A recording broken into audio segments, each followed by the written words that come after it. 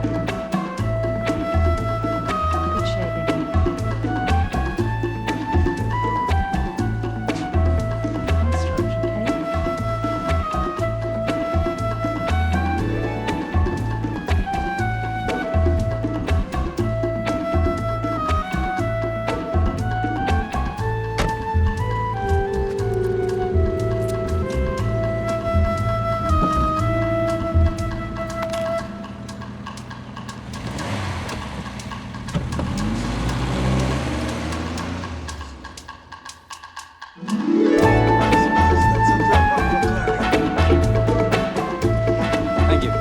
Enjoy stay. Mr. and Mrs. Appleby, I presume. That's us. Welcome to paradise. Oh, very nice. Thank you. Oh, good, good, good, good. Come, follow me.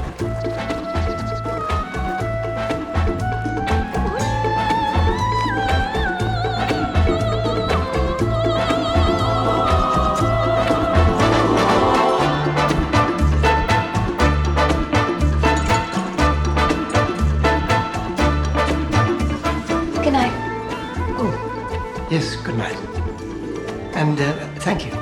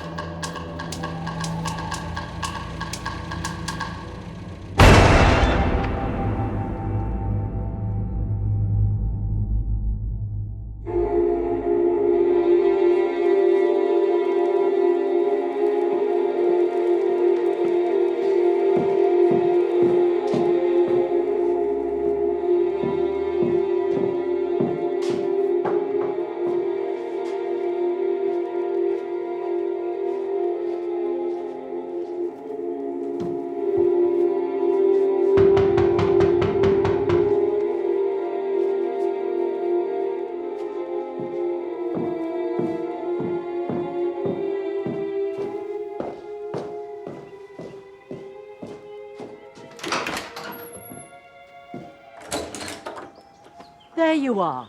So wouldn't you hear anything with that racket? don't just stand gulping. Fetch my bags in and don't give him too much for tip. I'm sure he brought us a long way round and found every pothole along the way. Clytemnestra's a friend of yours, is she? Relative, my stepmother. My condolences. Talk about a backseat driver. It's too fast, too slow. The cab was too hot. Yeah, that sounds about right. All right, I can take it from here. How much do I, Let me just check. With the excess, that'll be 75 of your New English pence. There we go. Take 80. Think of it as danger money. So very much.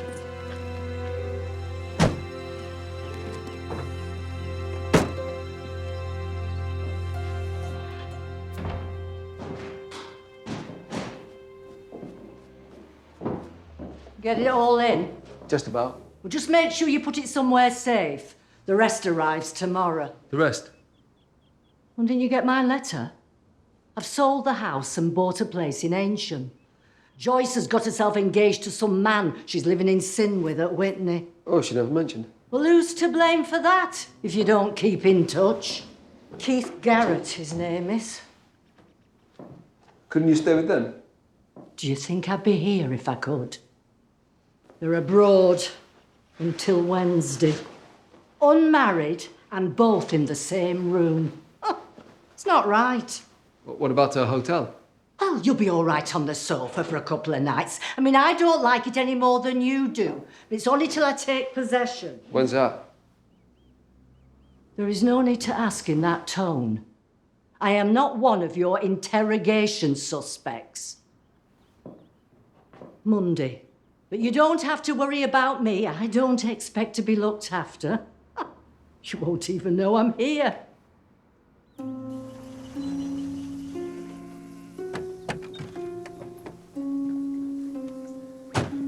If you could give your statement to my colleague over here.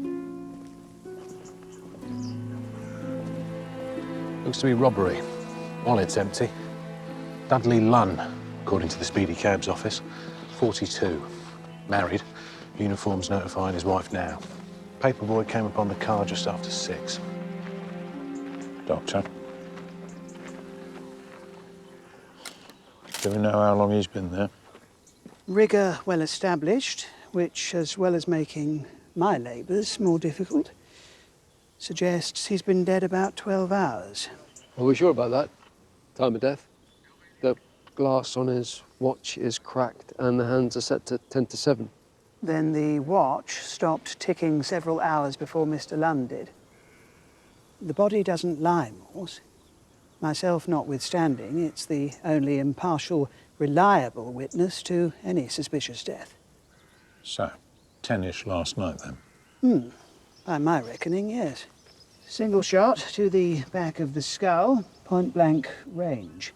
Exit wound just above the left eye, as you can see. Bullet strikes the windscreen, drops onto the dash. Voila. Looks to be a 22, though it has taken quite a battering. Be able to give you the death gen after the post-mortem. Shall we say 2:30? It's late for you, Doctor. A steak and kidney at the Eagle. I wouldn't want to rush that dissection.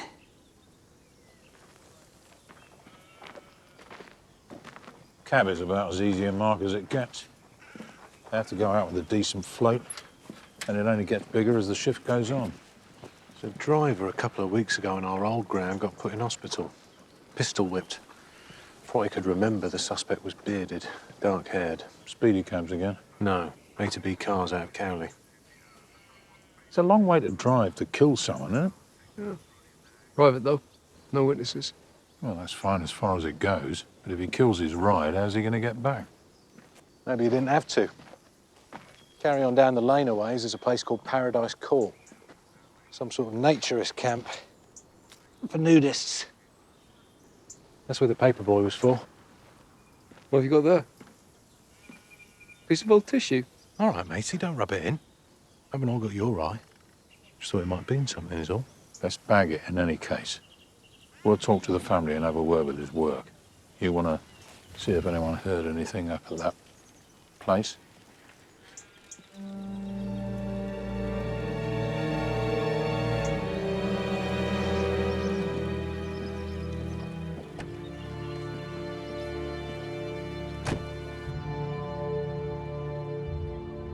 When he didn't come home, I thought maybe he'd had a long fair, you know? Somebody might want him to take them to Grimsby or anywhere you care to think of. I did say that to the constables who came by earlier. Thought they'd have written it down in their notebook or somewhere, but they didn't. Afraid that's our job, Mrs. Lunn. I'm sorry to have to ask, but all was well at home, was it? Oh, yes. Ours was a very happy marriage. Fenella will be heartbroken. She's out playing right now, but she idolises her father. You will tell Pauline, will you? Or have I got to do that? Who's Pauline? He was married before. She lives in Headington. There's a kiddie, a boy. She'll have to be told, and she won't thank me for it, will she? I think it's probably better coming from you.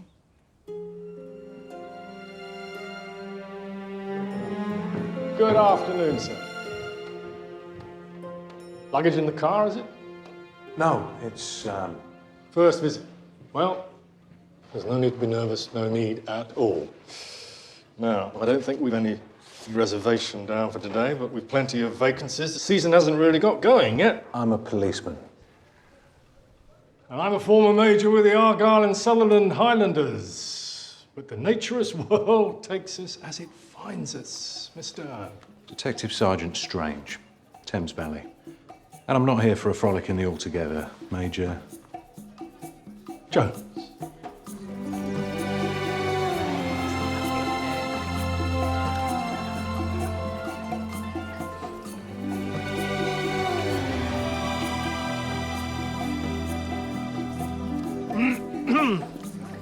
If I could have everyone's attention for a moment. This is... Detective Sergeant Strange, Thames Valley. If you wouldn't mind putting something on while I talk to you.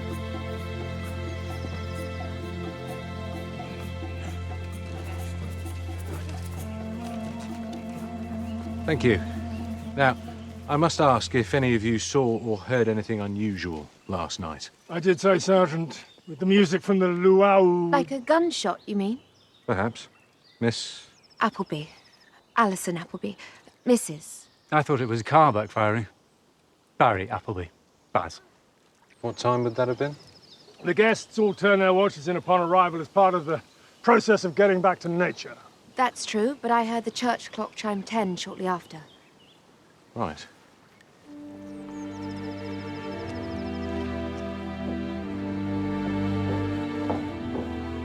No need to go to all that trouble, Mrs. Lunn. It's no trouble.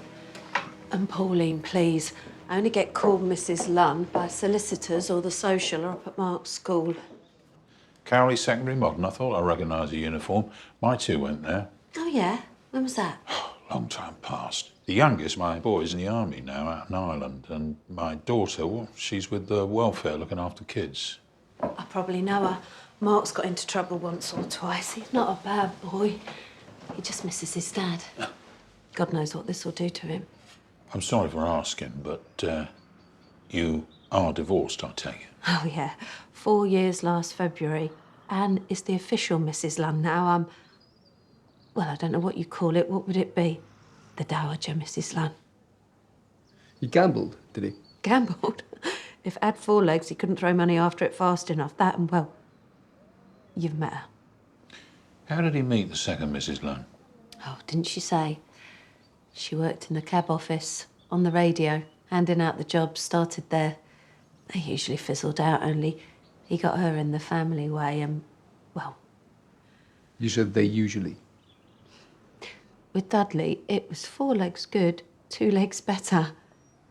I tried to keep it from Mark as best I could, but children pick up on things, don't they?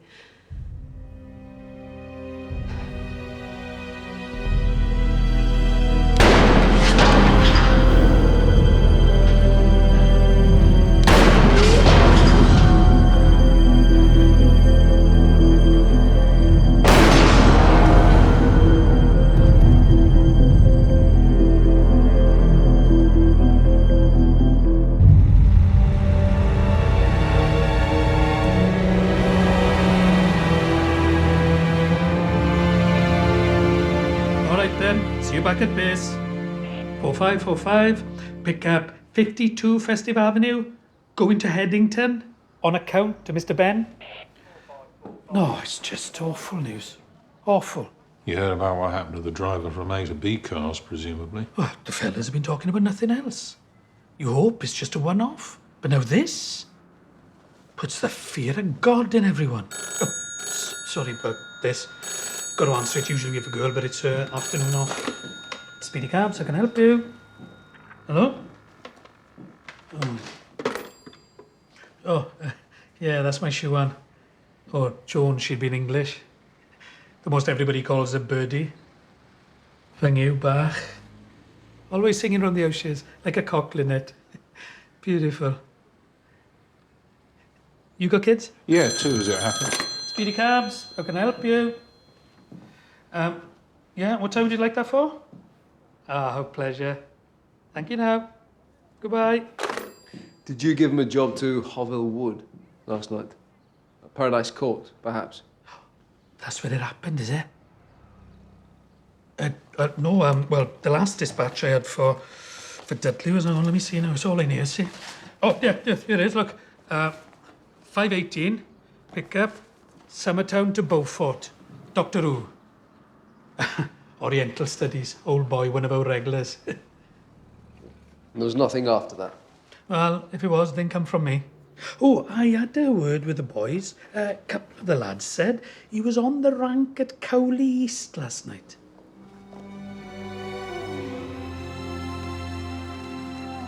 Do you want some tanning butter? No. You don't want to burn? Where did you get to last night? I woke up and you weren't there.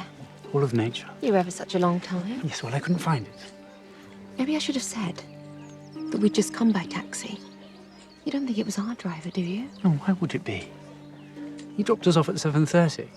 You said yourself you heard the gunshot around 10, if that's what you did hear. Well, he's hardly likely to hang around at the top of the lane all that time. Was it the top of the lane? No, I don't know, do I? I'm just guessing. Anyway, you don't want to get involved. I wish that man would go and clip his privets elsewhere. Staring. 8:30, 8:45, something like that's about the last time we saw him. What did you say, Brian? Yeah, that's right. Dudley was at the top of the rank, waiting for fare. Did you see who got in the cab? No. And did either of you have a job out the Hovell Wood last night? Hovell Wood? Mm-hmm. No, sir, no. All right, fellas. What's all this? The police, Joe. It's about Dudley. Dudley? What about him? You haven't heard? Oh, my. He's been murdered. Mr. North. Joe North. Yeah, don't I... Yeah, Mr. North dropped the fare at my house this morning, so I'm Detective Sergeant Morse, Detective Chief Inspector Thursday. So, what happened? Not another guy like this fella with A to B.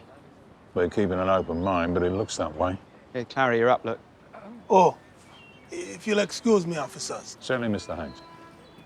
He was keen on the horses, I understand. Oh, yes. He was always touching one of us up for a couple of quid to put on the GGs. Right. And he liked women too, I hear. Well, crumpet in and out the back of the cab all day. Can't blame him, can you? Well, if anything else should cross your mind, you know where to find us.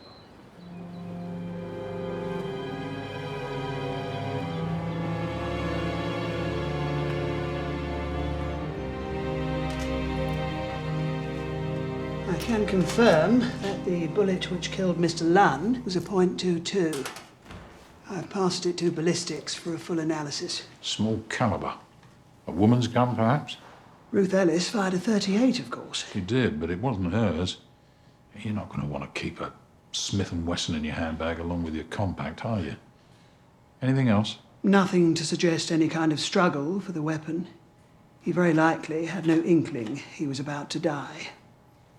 The Ostrich Fanciers Club? Never heard of it. No address, but there is a telephone number on the back. I'll see if we can get a reverse trace. What would he have had in his wallet? 10, 15, 20 pounds? Would you kill someone for that? I've seen people kill for less. What are you saying, that emptying the wallet was a blind? Well, unless I'm much mistaken, that's not just blood on his collar, that's lipstick. No, if you could keep Fenella with you and I'll fetch her on the way back. They're sending a car for me to go and do the identifying. I know. I can't believe it myself. I don't know what I'm going to do for a tea. He was something of a womanizer, according to his mates, and the first Mrs. Lunn. Indeed.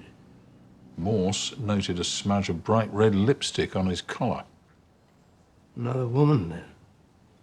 Jealous husband, bet? Or wife, sir. Or wife.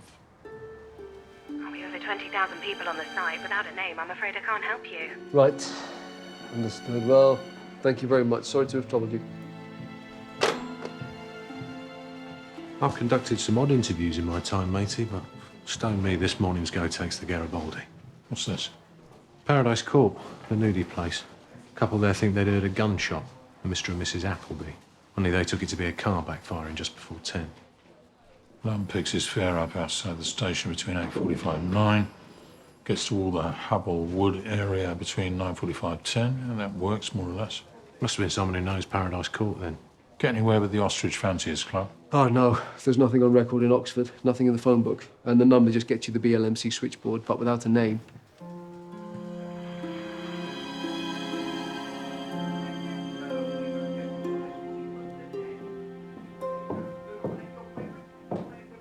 Just going out.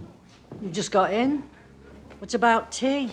Well, there's cheese in the fridge and bread in the bin. I take it I have to see for myself, then. Well, you found your way to the drinks cabinet, all right. Can't imagine the pantry a long-proof terra incognita. Oh, yes. Always the Latin. Must come in very handy consorting with the criminal classes. I expect this is one of yours, is it? Taxi drivers murdered in nudist camps. People running around with no clothes on. It's squalid. And you, grubbing around in it by way of a living. I can't imagine what your dad would say. Well, not much, if he was running true to form. Still, being the son of a cabbie may have its practical use for once. Cabbie? Your father was a private hire chauffeur. He drove the Aga Khan. Once. He was a taxi driver. Got to drag us down, haven't you? Belittle him. Make him look small. I can't imagine your father and this dead man have a thing in common. Well, there's the horses. Our dead man liked to gamble. There's nothing wrong with that.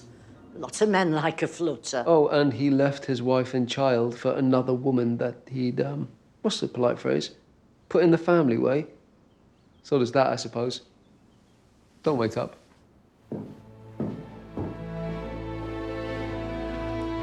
You haven't seen my husband, have you, Major? I appear to have lost him. He asked me to call him a cab. About an hour ago. Did he say when he'd be back? I'm afraid not, Mrs. Appleby. Thank you. You're welcome.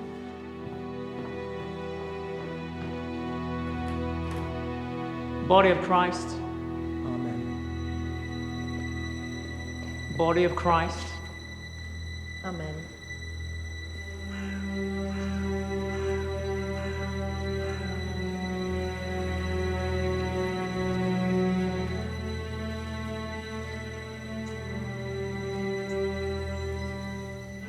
Body of Christ.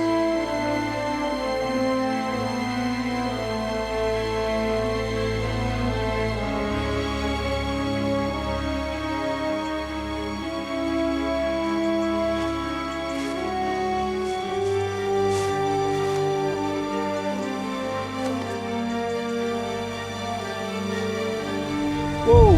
What?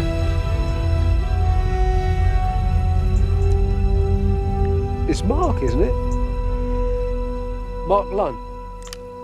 I'm Detective Sergeant Morse. I'm investigating what happened to your father. You're lying. No, I'm not. Let me show you my warrant card. Every police officer has to have a warrant card to prove he is who he says he is. Look, take a look. What are you doing here? They come back to the scene of the crime. Murderers. I've read about it. Where'd you get the gun? Dad gave it to me. He gave it to me for rabbits. My dad gave me a gun once. My birthday. That was for rabbits too. Can I take a look? Swap.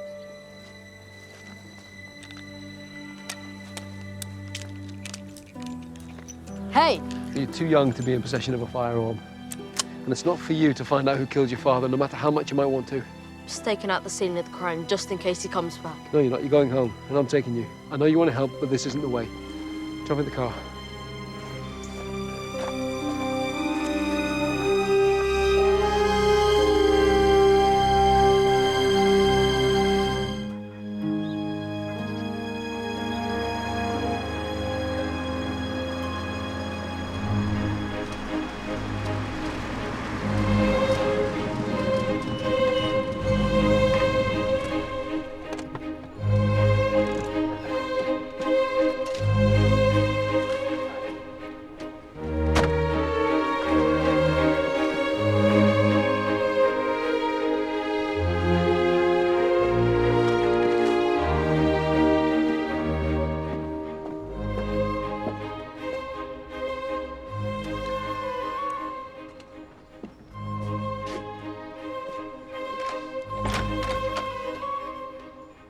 She won't be a minute, if you want to come up.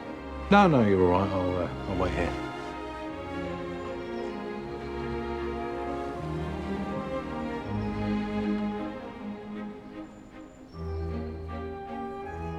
Is it, Yeah. Oh, yeah. I forgot to say about gloves. asked someone who'd been to one. Didn't want to let the side down. You couldn't.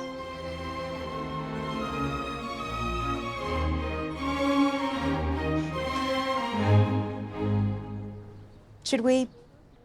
Yeah, of course. Got you these. Thank you. Shall we?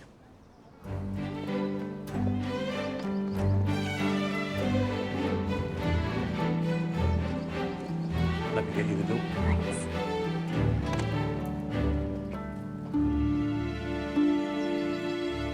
Mind your dress. Don't you look a picture?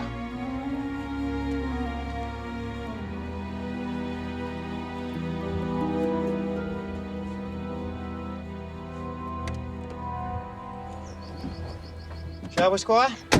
Let's.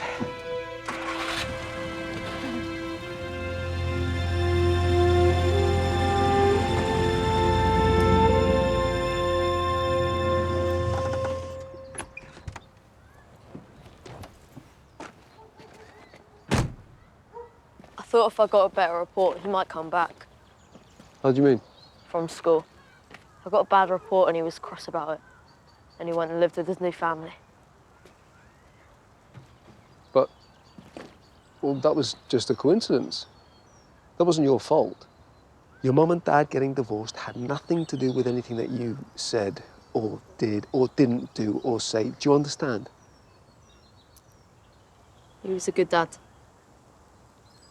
Yeah, I'm sure. I'm sure. He let me help with the garage sometimes when he was working on the cab. Yeah? Did you enjoy that? Can I have my gun back? No, you can't. It's illegal, I'm afraid. You're just as likely to hurt yourself with it as someone else, so I'll keep hold of it until you're old enough, all right? Now go on, go in. Give your mum a hug. Tell her you love her.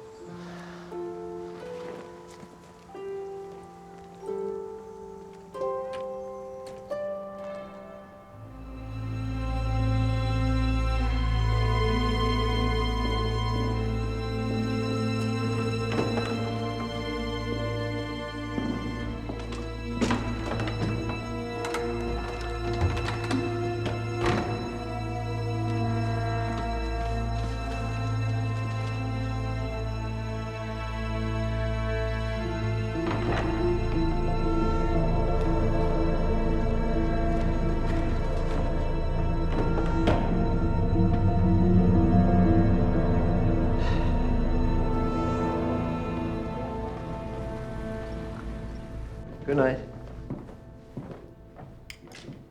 Can I see? Oh, certainly. It's amazing. You're very welcome to it. You mean it? I could keep it. By all means, if you like it. Could you sign it? Oh. No.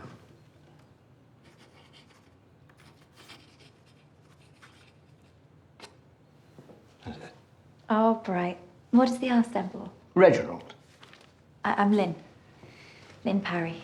Miss Parry, how do you do? Lynn.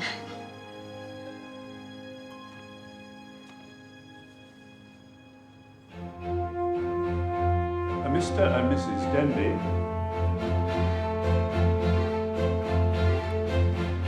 Mr. and Mrs. Cameron.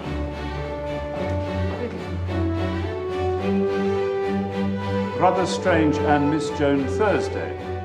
Worshipful Master. Brother Strange. What a beautiful dress. You're very kind. Not at all. It's really gorgeous. Thank you. I hope you have a lovely evening. We will, I'm sure. Mr. and Mrs. Stubbings.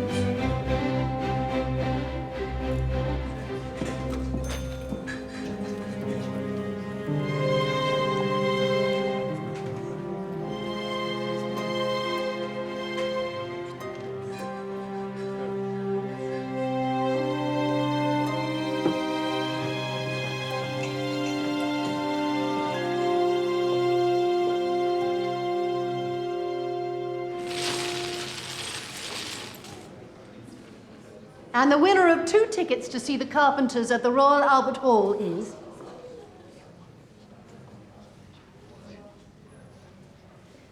Mr. James Strange and Miss Joan Thursday.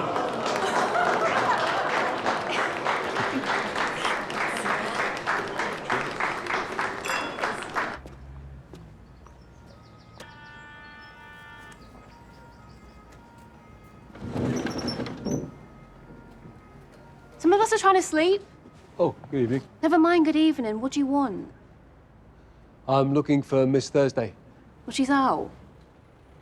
Out. Some bloke in an evening suit and a private car. Oh. Was there a message? No. No, no message.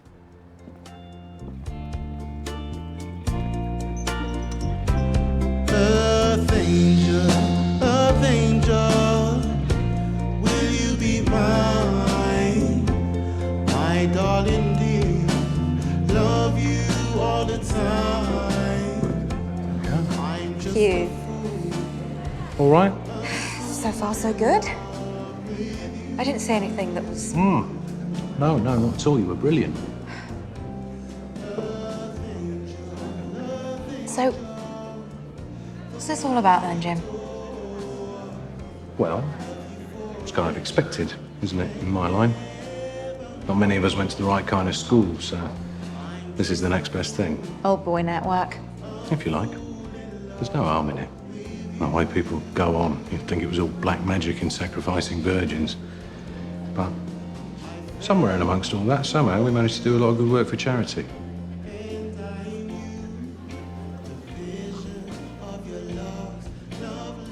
Did you want to, Why not? Thank you. follow me? Earth angel, please be mine. My darling dear, love you for all time. I'm just a fool in love with you.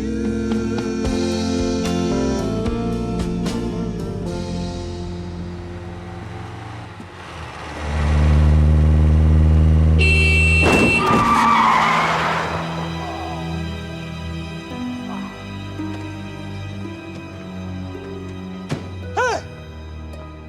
Hey, what the hell do you think you're doing? I could have killed you! What? Officer, you okay?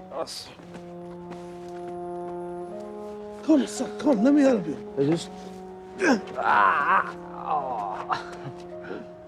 You okay? I just tripped and missed my footing a little bit. That could have happened to anyone. Which way are you going? Look, let Clary take you home safe, sir. Come on. The car there, sir. Come. You scared the life out of me.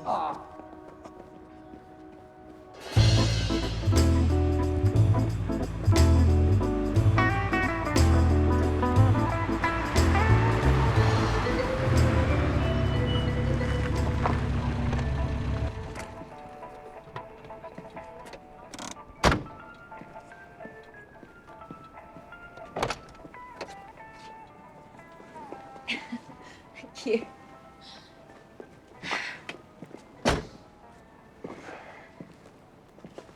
Well, listen. Thanks for helping me out tonight. You're welcome. Right. Night then. Night. Blimey. Won't wash me face for a week now. What was that for? A lovely evening. Go on, in you go. Oh, listen. Don't feel like you've got to come to the Carpenters if it's not your Excuse me, we won, didn't we? Yeah, but A night out in London. I'm not going to turn that down. she does have a lovely voice. Yeah, she does. Right then. Good night. Good night.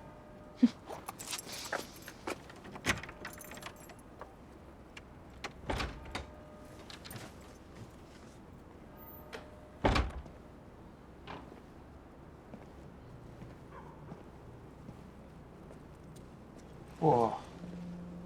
Nice bit of crumpet. She's not Crumpet. She's a smart, bright, independent young woman. You'll remember it if you're looking for a tip next time. Whatever you say, Squire.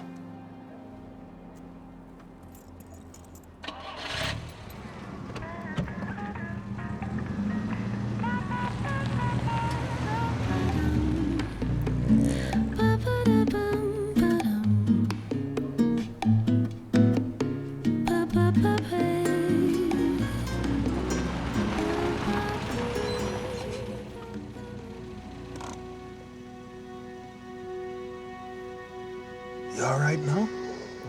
Yep.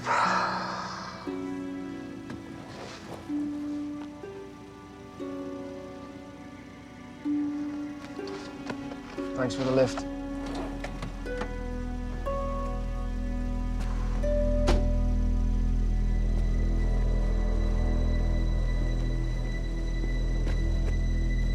Oh, that's right, I've got them.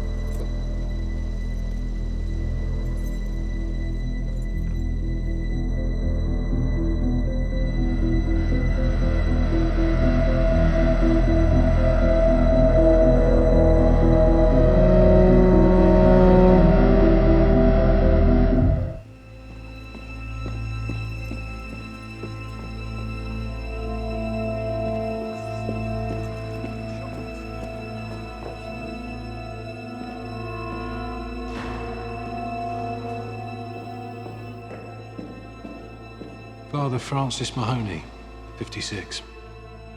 We found him. His housekeeper, a Mrs. Walsh. She brought him up a cup of tea to his room at the rectory, only to find his bed hadn't been slept in, so she came in here to look for him. He doesn't live in then? Goes home of an evening after he's had his tea, then comes in first thing to see to his breakfast. Looks to be another robbery in any event. Wallets open and empty on the floor of the confessional. Anything, Doctor? I'm afraid Father Mahoney got rather more of an earful than he was expecting. Shot through the screen. Body temperature and rigour suggests he joined the choir invisible about 14 to 16 hours ago. That makes it some time after last night's 7 o'clock mass. Doesn't confession happen before Mass? Unless it's prearranged with the priest.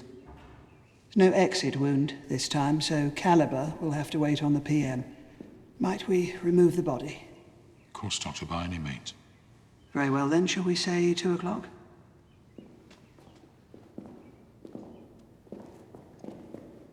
What would a taxi driver and a priest have in common that would be of interest to the same killer? Until we have forensics on the bullet, we don't know who they were. What, 2 shootings in 2 days by 2 different killers? That hardly seems likely, does it? I went back to Cowley East, talked to the station staff last night. Waitress at the cafe said a cleric had been in the night Lunn was killed, hanging about over his coffee. Mahoney? One dog collar's much like another.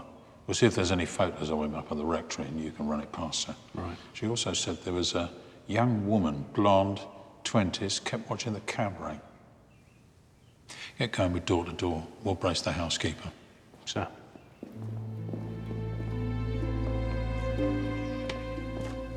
What happened to you this morning? Oh, I'm sorry, I missed the alarm. That shirt looks like you slept in it. Well, my stepmother's staying with me until she moves into a place in Eynsham. I'm on the sofa. It's not ideal. Still no excuse for a grubby shirt. Slovenly dress leads to a slovenly mind.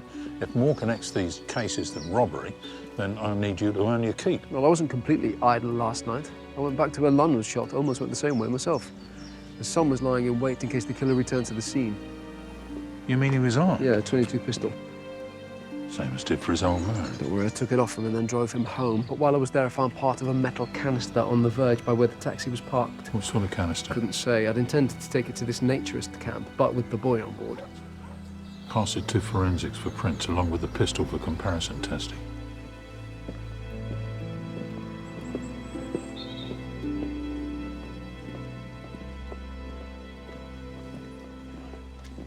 You want to come down?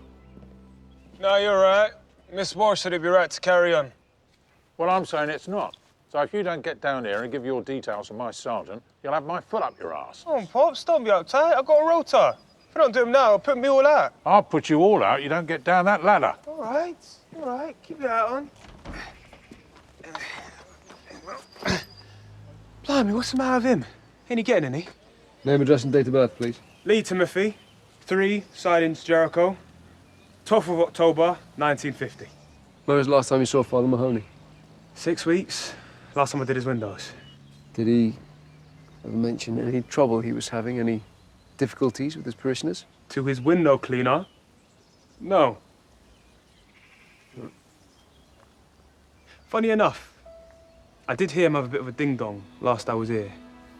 I was aloft doing the window, and he was having a right old go at someone in the front bedroom. Top bay. Did you hear what he was saying, or see who he was talking to? No, not who was with him, but I saw a trilby on the hall table. Little orange feather in the band. Too racy for the father. What time is this? Early doors. Right, well, I think that'll be all for now, Mr. Timothy, thank you. If we need anything else, we'll be in touch. His ministry had taken him all over. He'd been a padre in the war, I think, and a prison chaplain, too. Did he have any family that you know of? Had a half-brother come by from time to time, Donal. But things weren't all that good between them. No? How's that? He turned up every few months, like the proverbial bad penny, after money from the father. I told him I thought he was taking advantage. The father said, "Am I not my brother's keeper, Roisin? Am I not my brother's keeper?"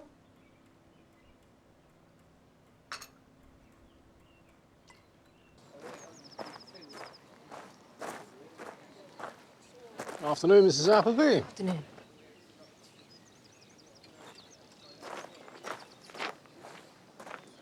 Baz, where the hell have you been? I've been going out of my mind. It's not a big deal. I just had to get away. From me? No, from here. Oh, it's just for an hour or two. Baz, you've been gone all night. Where did you go? The pub in town. An old haunt from when I was an undergrad. I had too much to drink and passed out on Christchurch Meadow. But I'm back now. I'll try and make a go of it. You don't have to. We can just go. No, I'd like to. Really. I'll get over my hang-ups and... We've paid for the week. Let's just try and enjoy it. Yes?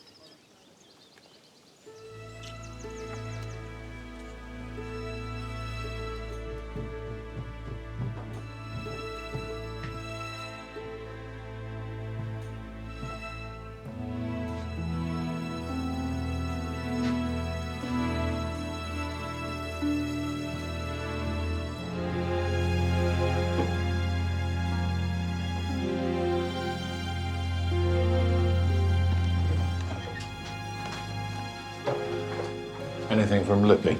No, nothing much. Oh, other than he overheard Mahoney arguing with someone in his bedroom the last time he was here. Man or woman? I couldn't say.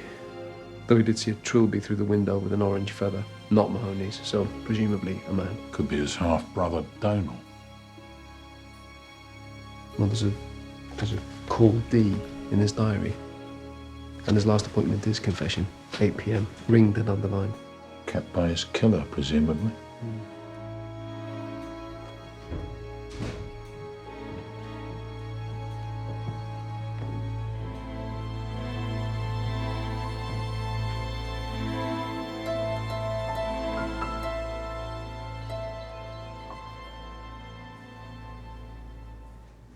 The fruit of my labour. 22. Same calibre as did for Mr. Lunn. By your leave, I'll pass it to forensic ballistics for comparison, see if we have a match. Well, I can't imagine we've too many robbers going around Oxford knocking people off with a .22 pistol.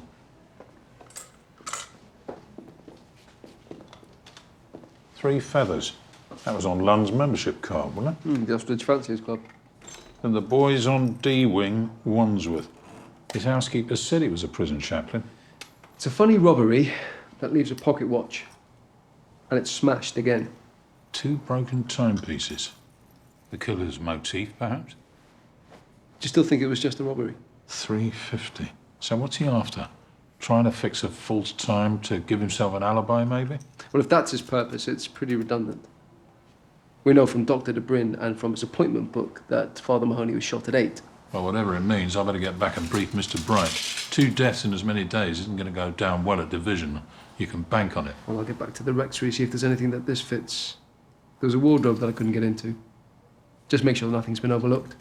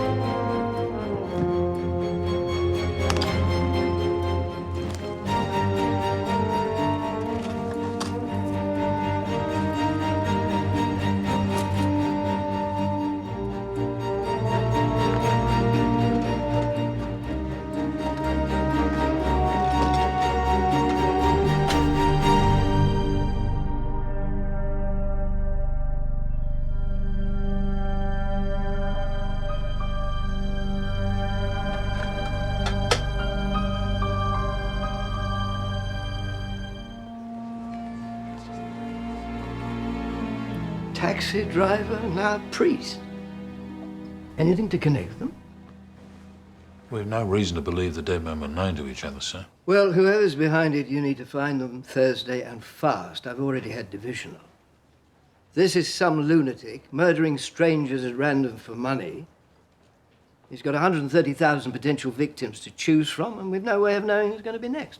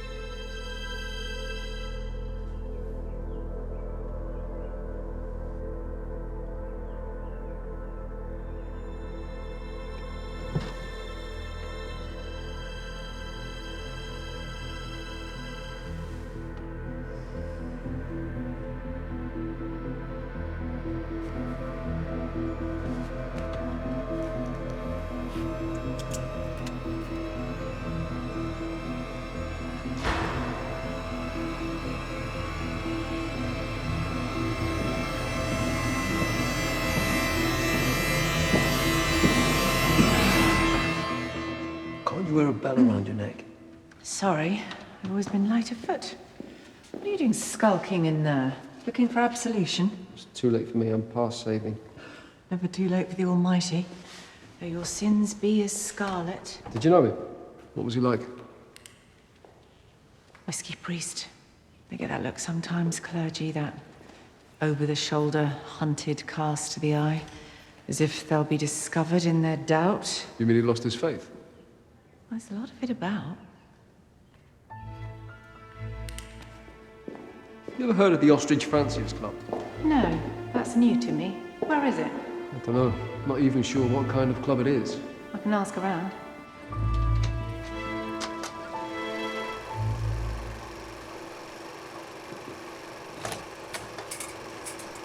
Aye. What's this then? Magic Lantern show? In a manner of speaking. Oh! Blimey. Morse found a bunch of them in a wardrobe up the rectory. All right, Morse. We get the general idea. Pornography? That's not Oxford business, that's London business. Ours run up the A40 makes it everybody's business. I've got an old colleague in the dirty squad. I'll see if he can shed any light. Well, it wasn't Father Mahoney at the station cafe. I showed his photo to the waitress. She said it was another fella. Hello. That's a Masonic apron. Yeah, we know. It was with the blue films in the bag. Well, it couldn't have been Father Mahoney's. The Pope stuck a ban on Romans joining the Brotherhood nearly 200 years back. His brother Donal, maybe. He sounds like a wrong 'un. Sir, these canisters. Tin can, you say? Well, you find all sorts in hedgerows. No, it was half a canister. May have contained 8mm film stock. Well, we have a film show once a week for the guests. We've a small library of them, but they're all 16mm.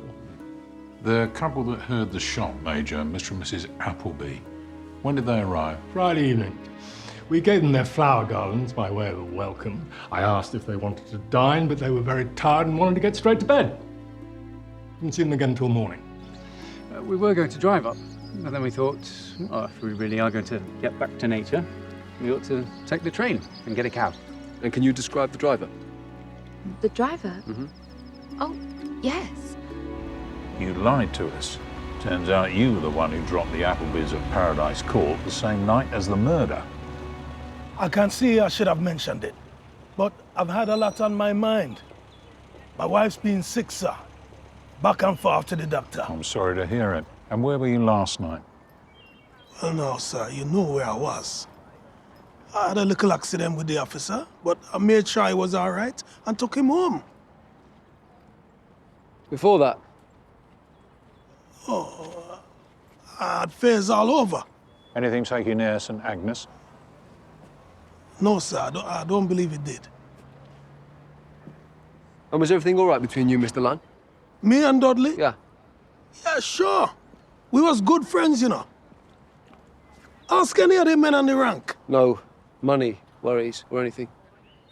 It's just I found this marker in the back of your cab last night. It's an IOU for £25, back of a Speedy Cabs card, signed by Mr. Lunn.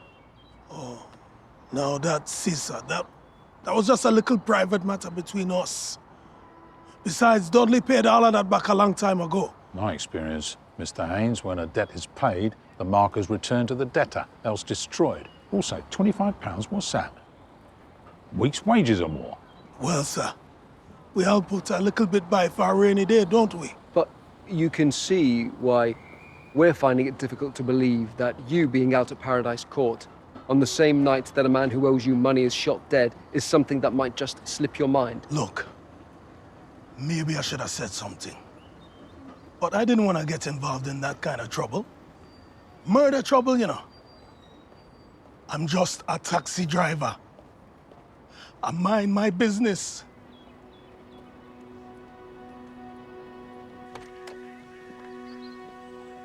Mr. and Mrs. Maynard.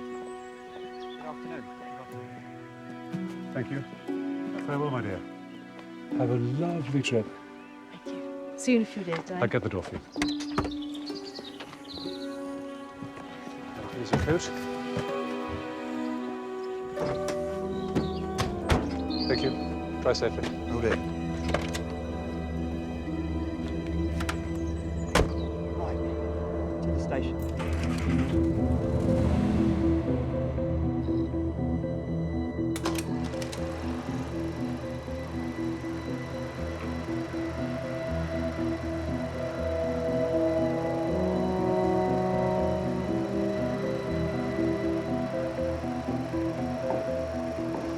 If this is what you get up to living here by yourself, no wonder you can't get a decent girl to look at you. It's evidence in a murder case. There's more to the world than you find in Reveille, Gwen. And you know all about it, I'm sure. Because you went to Oxford. But you didn't finish it, though, did you? For all your books and your poetry and your snooty music, you failed. Yep, I failed. I should have stayed at home and drove a taxi like my father. And then got one of the local girls knocked up. Then you could look down your nose at me and all would be well in your tiny little world. You were always a strange one. Close and private, filled with your sweaty little secrets. You were a disappointment to him. So you said. A big disappointment. So you said. I didn't kill her. What? I didn't give her cancer. And you can't blame me all your life.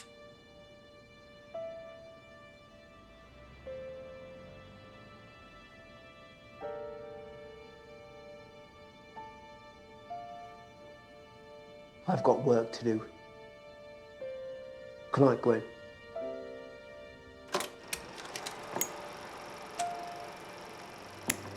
We took you in.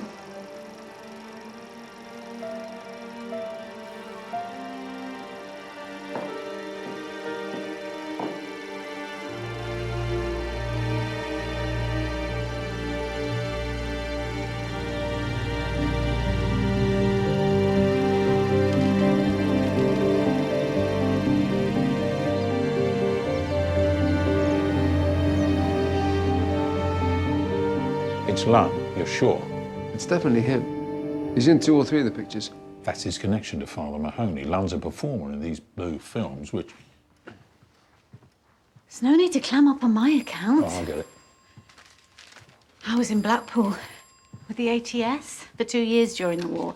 There was this man, and he kept asking me if he could measure my feet. I know it takes all sorts, but there we go. You're looking tired. Work.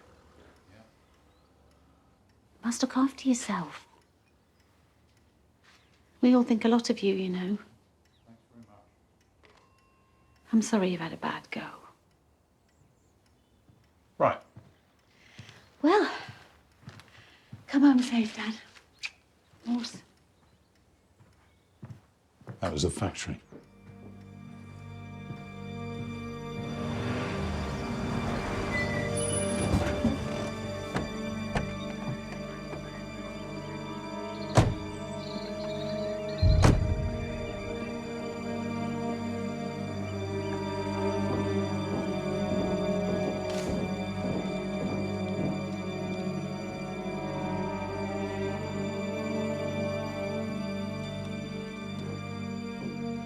He's the worshipful master at my lodge.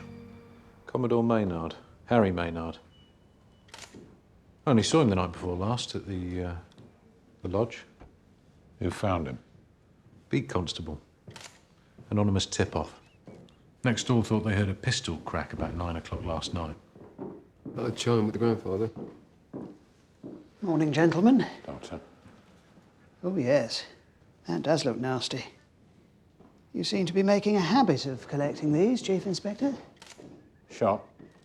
In the back of the head, at point-blank range, would be my first impression. 3 in as many days. Oh, and I think his wife has just arrived by taxi.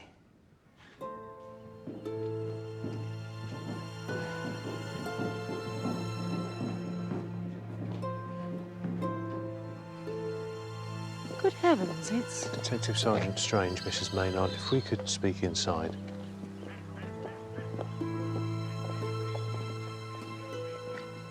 Where have you come from? At the station. Picked her up from here and dropped her there last night. What time is this? 6:15, something like that. She booked to return for 9:30 this morning. Look, can I go now? I've got pick up in Headington. Brian's not turned in and Iffin's doing his nap. No, I'd like you to give this officer a formal statement and then you can leave. You what? You okay? 3 shootings in a week? Here. What's this? It's your Ostrich Fanciers Club. One of the classified ads boys recognised the name. The Glamour of Exotic Rare Birds. Films, £1. Send a stamped addressed envelope to the Ostrich Fanciers Club, The Rectory, 12 Cloisters Walk, Oxon. Exotic rare birds? For the one in the hand brigade, I fancy, rather than the 2 in the bush contingent. Right. Happy to be of personal service. Thank you.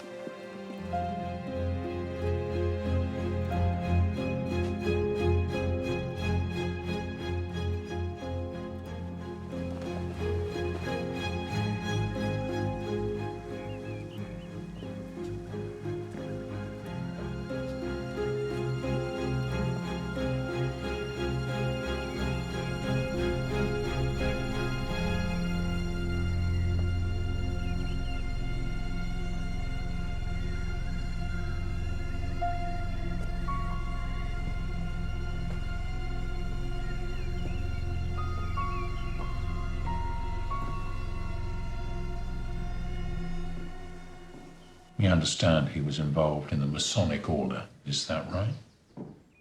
He was in charge of the lodge. We only had our ladies' night this week. He was so proud. Mrs. Maynard, does the Ostrich Fanciers Club mean anything to you? No, nothing at all, should it? Oh, now that's a shame. Clock's broken, sir. And it always kept such good time. Harry wouldn't have had it in the house otherwise.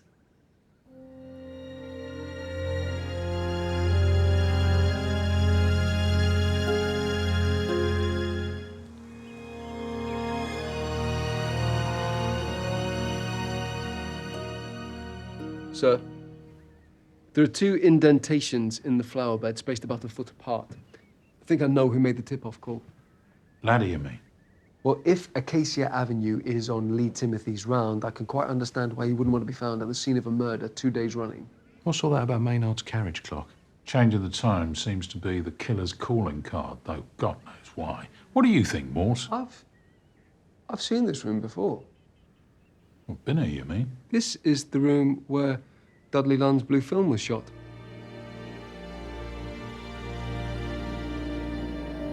But you can see why I didn't want to get involved. 2 people dead on the round in 2 days could be havoc on my goodwill. I'm Squeegee Lee, not Typhoid Mary. How well did you know the Maynards? They're customers. I clean the windows, they pay me, that's it. And where were you last night at 9 o'clock? Me and my bird, wasn't I? She works of an evening, part-time, gets off about 10 and I walk her home. So, no one can vouch for your movements last night at 9? Not when you put it like that. No. Right.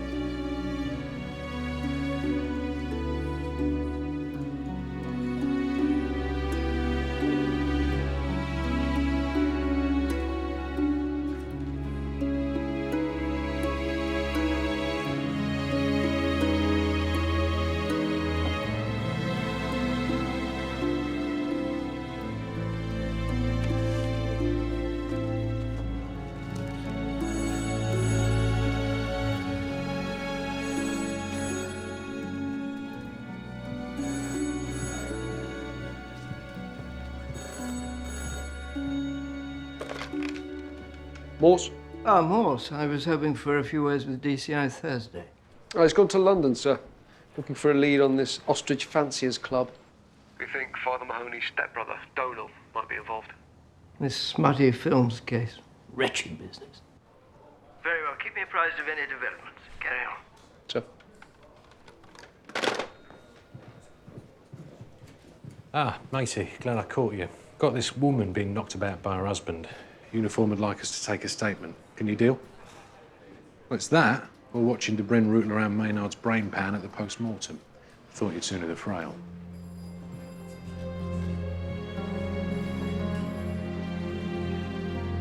I won't press charges. It's my fault I provoked him. There's nothing you could have done would warrant this. I met somebody. I went with him. And your husband found out. And who was he, this other man? No, I don't want him getting in any trouble. Please, Mrs. Grady. It's Dudley. Dudley Lunn.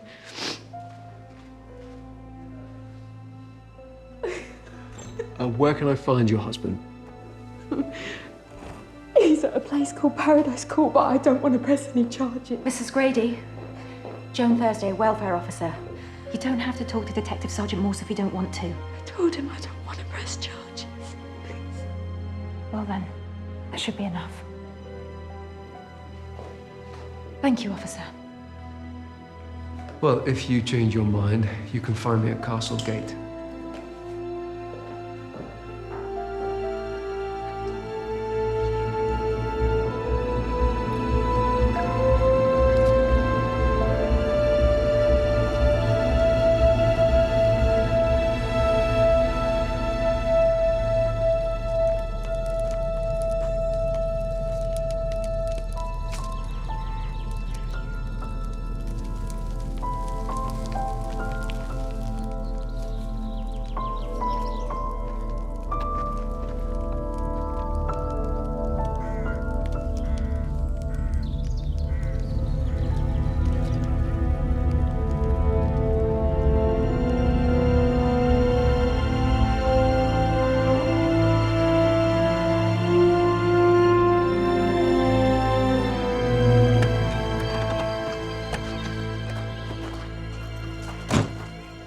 Sure about Grady? I'm not sure, no, but it's a bit of a coincidence that his wife's lover's killed on a country lane not far from where he works.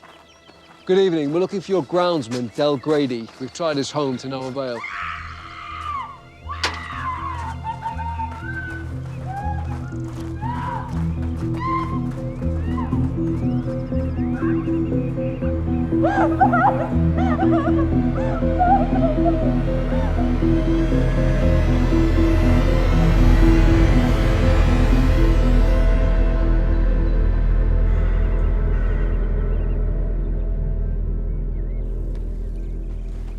Some sort of peeping Tom. A groundsman at a naturist camp. It's hard to imagine a position that affords greater opportunity for voyeurism. Anything out of the ordinary, Doc? All too ordinary, I'm afraid. The post-mortem may say otherwise, but at first glance, there's nothing to say it's other than it looks. Suicide? For the coroner to decide, of course, but there's a strong smell of liquor about the corpus. Alcohol, taken to excess, is a notorious depressant, and we rarely make wise choices when inebriated. Anyway, shall we say 9 of the clock? Mm-hmm. Doctor? Morse? So, puts his wife in hospital and does for himself in a fit of remorse, then? Or it's what he did to Lunn and the others that just pushed him over the edge. I could see Lunn if he was carrying on with Mrs. Grady. But where's your motive for Father Mahoney and Commodore Maynard? They can't have been seeing her too. I'll get on for a search warrant, but unless Grady's a .22 pistol at home, we're going to have to look elsewhere for a killer.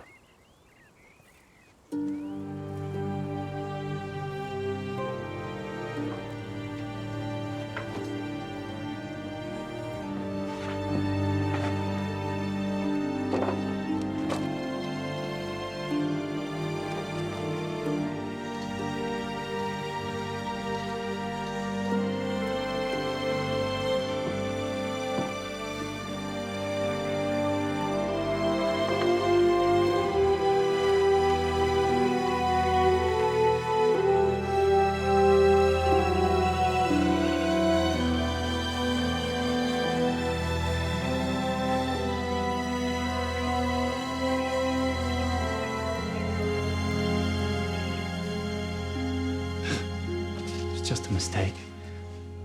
A silly, youthful indiscretion. Did you meet him the other night, down by the lane?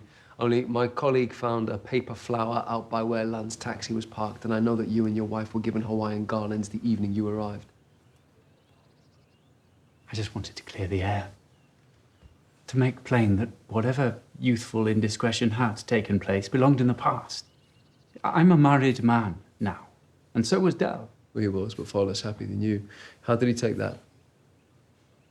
Not well.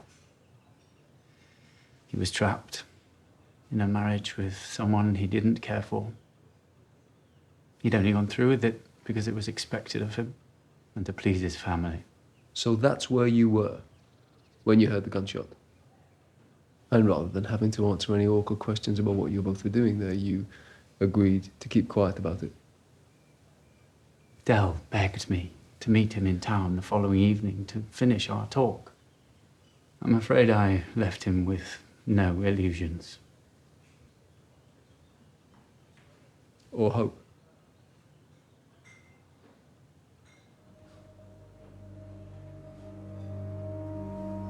Does Mrs. Appleby know about your, youthful indiscretion? No, of course not. Right, well, thank you. We'll be in touch if we need any more information.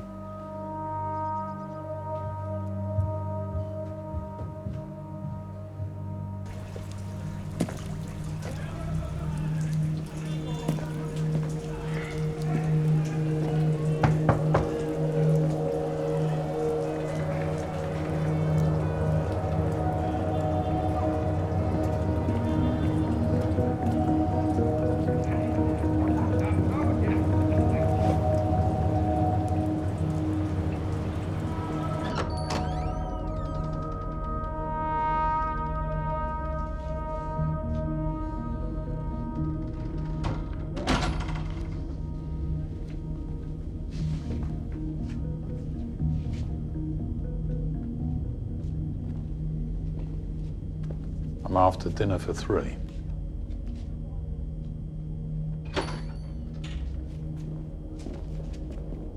Outside, all of you.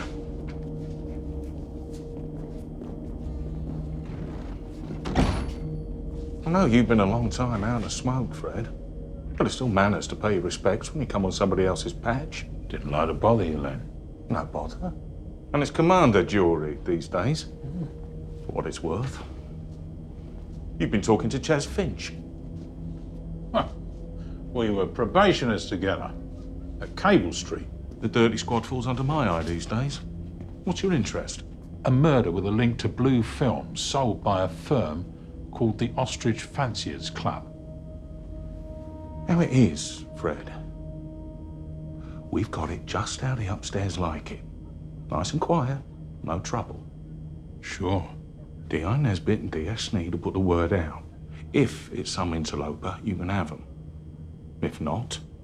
Tell them they're looking for a shite hawk in a trilby with an orange feather. About your size. When did you blackmail Mahoney? When he was prison chaplain at Wandsworth? What did you have on him? Boys, was it? The flesh is weak. So you put the squeeze on. He fronts up your racket beyond the smoke. From time to time, you drop by, posing as his half-brother Donal to keep an eye on proceedings. Is there a real Donal, or was that just for someone who might ask questions, like his housekeeper, for instance? I could hardly show her my warrant card, could I? What happened, Len? You were a good thief-taker once. None of us as clean as we'd like the world to think, eh? Well, the priest is dead now, whoever did for him. The way I read it, I've got 3 men dead, all connected to your little caper. Maybe someone's decided to put you out of business. Be seeing you. Fred. Your card's marked. For old times. Don't come back. What you do in your sewers, your concern. You can be king of the shit heap for all it means to me, but you set foot on my ground again, you'll all swing. I don't care whose coat you're carrying.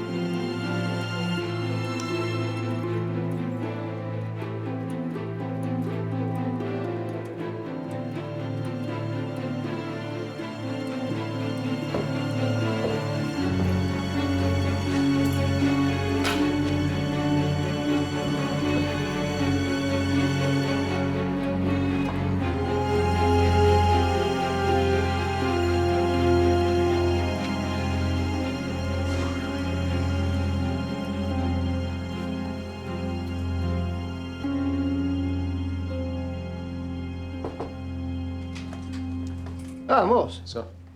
Developments? Some, sir. I think we can rule out the passenger that Lund picked up at the station. How so? Oh, may I offer you? Yes, sir. Whiskey, if I may. What's this? What? Oh, well, it's just a hobby.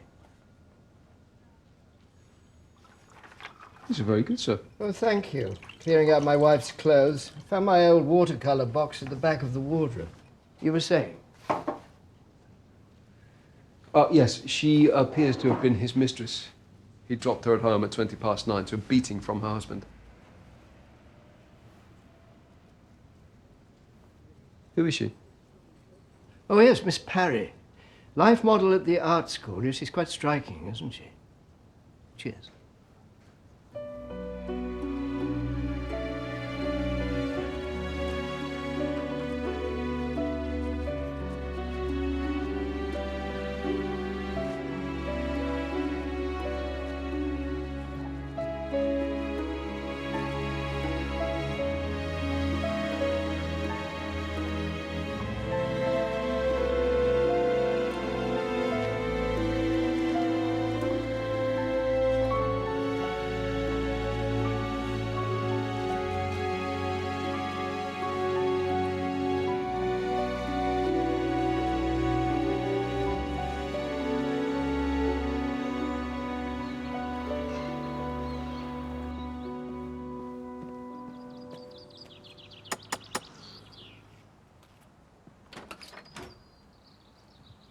Miss Parry.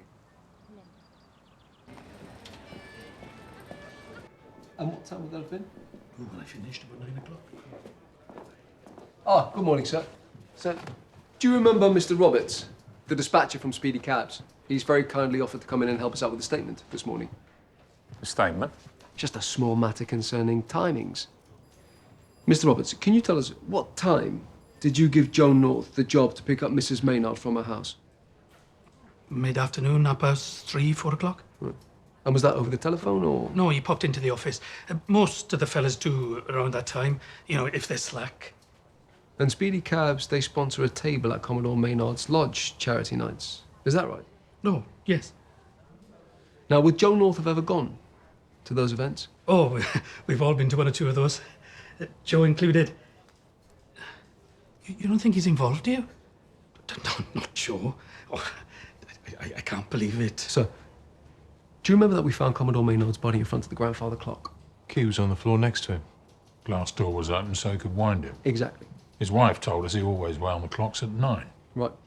So we've been lucky insofar as we've been able to establish at what time each of the murders took place. Dudley Lunn, just before 10. Father Mahoney at 8. And Commodore Maynard at 9. Which tells us that the killer changed the time on a watch or clock at each of the scene of crimes. So, at 10 o'clock, he changed Dudley Lunn's watch to 6:50. At 8 o'clock, he changed Father Mahoney's pocket watch to 3:50. And at 9 o'clock, he changed Commodore Maynard's carriage clock to 3:10. Now, we thought that he was trying to just supply himself with a false alibi, but it's actually far, far simpler than that. If you say so. The actual time is immaterial. It's the position of the hands on the clock that's important. To use the terminology that was drilled into us in signals, 6:50, left hand down, right hand high. 3:50, left hand out, right hand high. 3:10, left hand out, right hand across high. Semaphore? Exactly. Mine's a bit rusty, but CYW? Yes. TYW? Doesn't mean anything. No, well, it's a puzzle, isn't it? Ah, Miss Parry.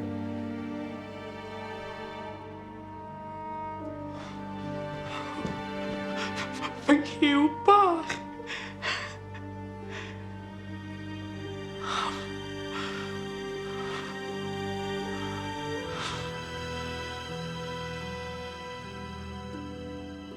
Q. Thank you, Miss Parry, for coming in to confirm what you'd confided in me earlier. Constable, if you can escort her to the canteen, I'll see you in a moment. Yes, of course, sir, you're right. CYW doesn't mean anything in English. But in Welsh, And perhaps you can help me with my pronunciation here. Q is a term of endearment, means chick. Now, you said to us, this is She-Wan. Joan she'd be in English, but most people call her Birdie, yes? So she was to everyone else. But to me, fy nghriw bach, my little chick, Q. I recognised her from Chief Superintendent Bright's sketchpad, sir. Although she now calls herself Lynn Parry, after her mother's maiden name. She's also the blonde in the blue films made with Dudley Lunn.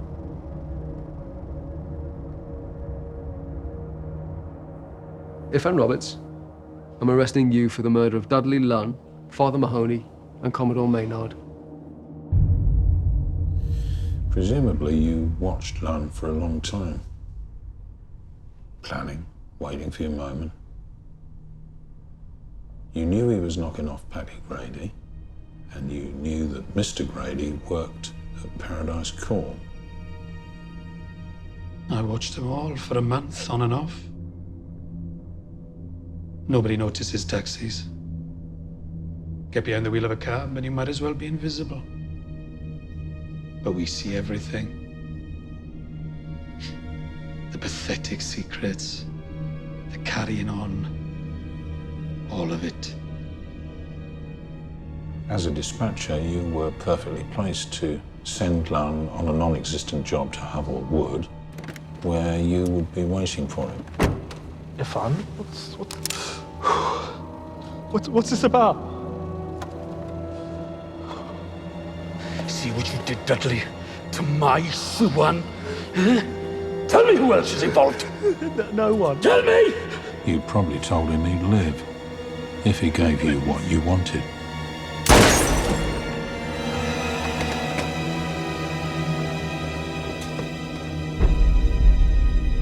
How did you discover your daughter was involved? Ah, I see. Of course. You'd become a member of the Ostrich Fanciers Club. You'd ordered some of the films. You saw her. I knew her at once. She was my little girl. You bach.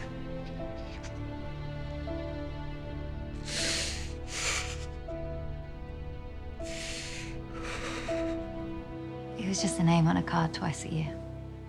Love, Dad. Dad, what does that even mean? I barely remember him. Perhaps, but he never forgot you. Well, maybe it would have been better for everyone if he had. Something far easier said than done for any father. What can you think of me? I think you're an intelligent, sensitive young woman who fell among scoundrels. And his shame is on their side, not yours.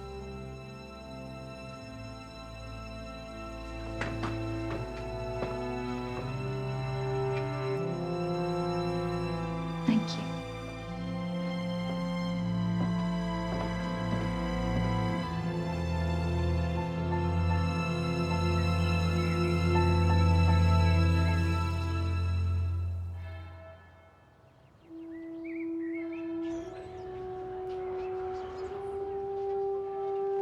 Four five. Pick up. 98B Chestnut Way, New Hinckley. Going to North Upside Lawn Tennis Club. Passenger, Miss Carlin. Yeah, Roger Clary, I'm waiting.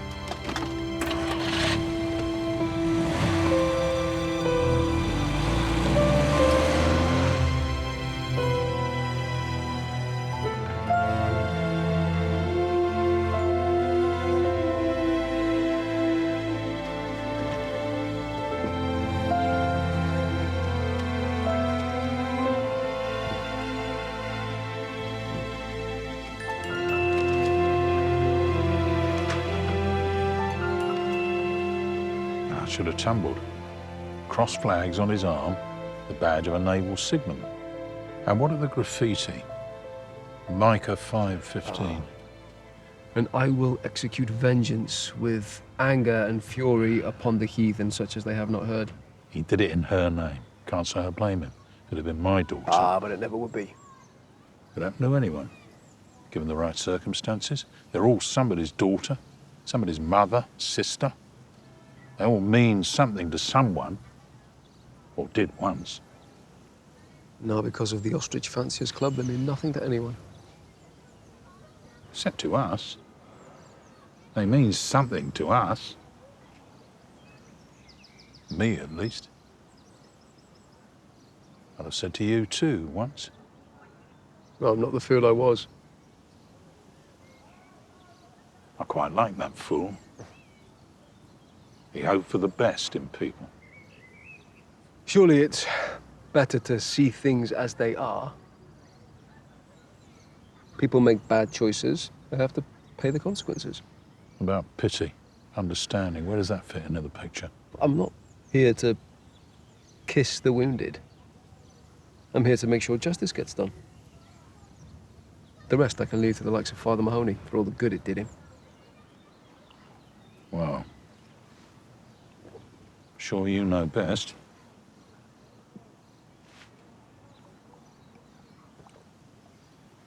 Another beer, or are you bitter enough? No, I won't. Something on tonight?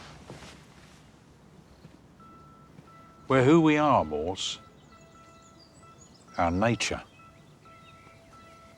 We can try to escape it, but it'll find us out in the end. A man's what he is, whether he likes it or not.